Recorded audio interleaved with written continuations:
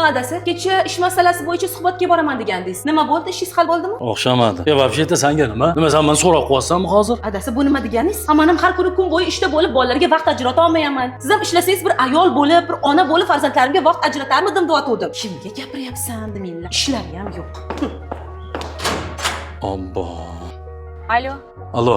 Labi adasi. Onasi Wi-Fi o'chib qoldi. Shu yerga to'lab yubor. Ha, keyin qaytishingda bir blok sigareta olib kel. Hop. Hammasi jonga tegib ketdi. Qachon tugar ekan bu narsalar?